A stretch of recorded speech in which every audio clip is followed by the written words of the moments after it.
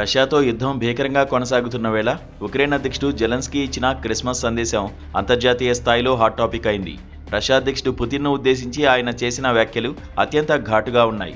Russia ఎన్ని బాంబులు వేసినా, ఎన్ని కష్టాలు కలిగించినా ఉక్రేనియన్ల గుండెల్లో ఉన్న ఐక్యతను, పరస్పర విశ్వాసాన్ని మాత్రం ధ్వంసం చేయలేకపోయిందని జెలెన్స్కీ ఉద్వేగంగా చెప్పారు. పుతిన్ పేరును నేరుగా ప్రస్తావించకుండానే అతను నాశనమైపోవాలి అన్నదే ఇప్పుడు ప్రతి ఉక్రేనియన్ కోరిక అని ఆయన పేర్కొన్నారు. దేవుడిపై నమ్మకం లేని వారు మాత్రమే క్రిస్మస్ వంటి పవిత్ర పండుగ వేళ క్షిపణులు, డ్రోన్లతో దాడి చేస్తారని రష్యా తీరును ఆయన తీవ్రంగా ఖండించారు.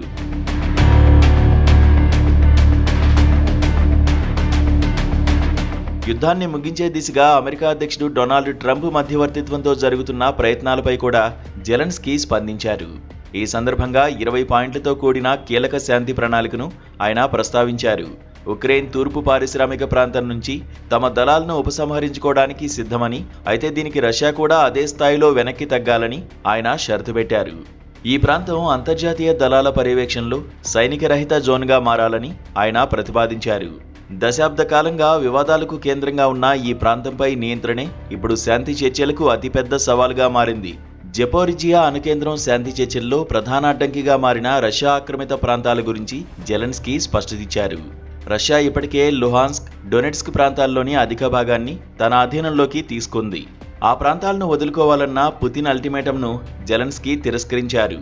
ముఖ్యంగా యూరోప్లోనే అతిపెద్దదైన జపోరిజియా అణు విద్యుత్ కేంద్రం నిర్వహణపై కూడా ఏకాభిప్రాయం కుదరాల్సి ఉందని ఆయన గుర్తు చేశారు.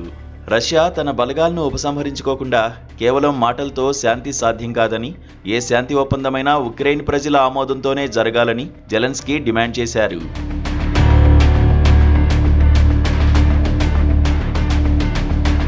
ప్రస్తుతం ఉక్రెయిన్ గడ్డు పరిస్థితులను ఎదుర్కొంటున్నప్పటికీ విజయంపై జెలెన్స్కీ ధీమా వ్యక్తం చేశారు.